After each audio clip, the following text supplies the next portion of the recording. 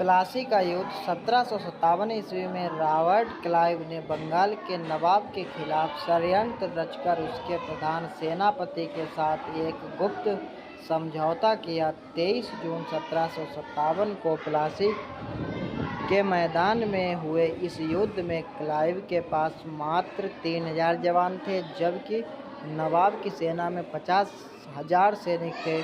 युद्ध आरंभ होते ही मीर जाफर क्लाइव के साथ आकर मिल गया।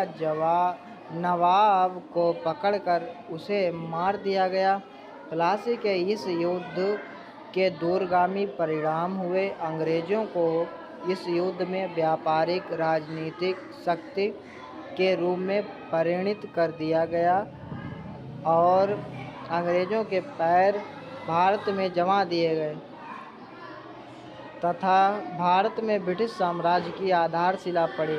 मीर जाफर को समझौते के अनुसार बंगाल का नवाब बनाया गया।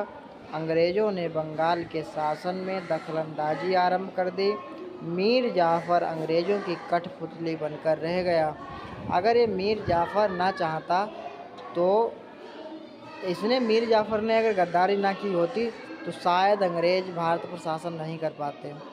लेकिन चमचागिरी नहीं करनी चाहिए। देखिए कितना बुरा हाल होता है मीर जाफर का। अंग्रेज़ों की कठपुतली बनकर रह गया। जब उसने अंग्रेज़ों से इसका विरोध जताया तो मीर जाफर को हटाकर उसके स्थान पर उसके ही दामाद मीर कासिम को बंगाल का नवाब बना दिया।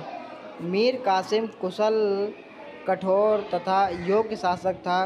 बिहार और बंगाल के विद्रोह जमींदारों का उसने दमन किया। अपनी सेना को उसने यूरोपीय पद्धति पर संगठित करने का प्रयत्न किया।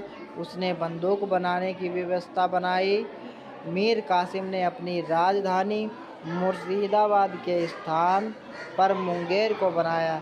ईस्ट इंडिया कंपनी के कर्मचारियों के निजी व्यापार को उसने समाप्त करने का प्रयास किया, जिस कारण अंग्रेज उससे नाराज हो रहने लगे तथा 1763 ईस्वी में अंग्रेज़ों ने मीर जाफर को दोबारा नवाब बना दिया। यही कहानी है प्लासी के युद्ध की। बहुत इम्पॉर्टेंट कहानी है, परीक्षा की दृष्टि से अति महत्वपूर्ण है।